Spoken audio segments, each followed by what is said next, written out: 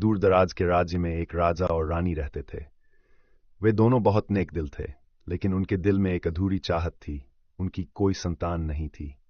एक रात चांदनी रोशनी में रानी महल के बाग में टहल रही थी। अचानक उनकी नजर एक सुनहरी मोर पर पड़ी, जो एक पुराने पेड़ की शाखा पर बैठा था। वह मोर अजीब रोशनी से चमक रहा था। जैसे ही रानी उसके करीब गई, मोर ने कहा, अगर तुम सच्चे दिल से दुआ करोगी तो तुम्हें एक खूबसूरत बेटी नसीब होगी, जो खुद रोशनी का हिस्सा होगी। रानी ने पूरे दिल से दुआ की। कुछ महीनों बाद उनकी दुआ कबूल हुई और एक सुंदर राजकुमारी का जन्म हुआ। उन्होंने उसका नाम अनाया रखा।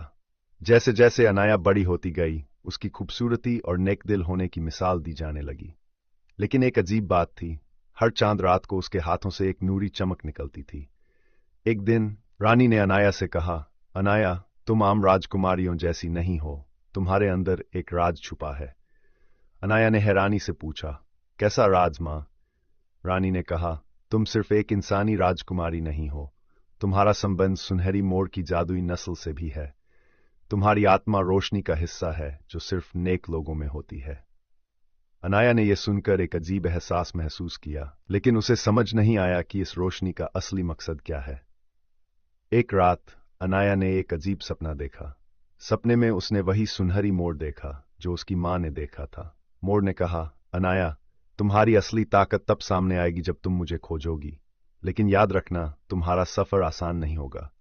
सुबह उठते ही अनाया ने ठान लिया कि वह सुनहरी मोर की तलाश करेगी। अनाया ने अपना सफर शुरू किया। वह गहरे जंगलों, बर्फ से ढकी पहाड़ियों और सुनसान रेगिस्तानों से गुजरी। एक दिन वह एक रोशनी से भरे जंगल में पहुंची, जहां अजार नाम का एक रोशनी का जिन रहता था। अजार ने कहा, अनाया, तुम्हारे रास्ते में कई कठिन परीक्षाएं आएंगी। सियाह शहजादा तुम्हें रोकने की कोशिश करेगा। उसकी ताकत अंधेरे से भरी है। अनाया ने पूरी हिम्मत से कहा, अगर मेरे अंदर रोशनी है तो अंधेरा मुझे हरा नहीं सकता। कई दिनों के सफर के बाद अनाया एक काले महल तक पहुंची। यह महल पुरानी सूखी चट्टानों से बना था और इस पर काली बिजलियां गिर रही थीं। महल के अंदर सियाह शहजादा खड़ा मुस्कुरा रहा था। उसने कहा, तुम मुझे हरा नहीं सकती राजकुमारी, तुम्हारा सुनहरी मोर अब सिर्फ मेरा है। अनाया ने देखा कि महल के बीच में एक बड़ा सा पिंजरा लटका था, जिसमें सुनहरी मोर कैद था। मोर की रोशनी धीरे धीरे कम हो रही थी। अनाया ने अपने हाथों को देखा, जो अब रोशनी से चमकने लगे थे। उसने पूरी ताकत से अपने हाथ उठाए और एक तेज नूरी किरण सियाह शहजादा की ओर भेजी। सियाह शहजादा चिल्लाने लगा, लेकिन अंधेरा कभी भी रोशनी के सामने टिक नहीं सकता था। धीरे धीरे उसका महल ढहने लगा और वह खुद अंधेरे में गायब हो गया।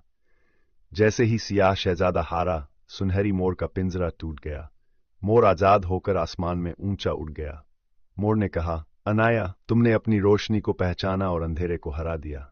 अब तुम सिर्फ एक राजकुमारी नहीं, रोशनी की मलिका हो।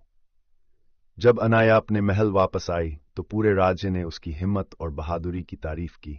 उसके माता पिता ने उसे रोशनी की मलिका का ताज पहनाया और पूरा राज्य रोशनी से भर गया।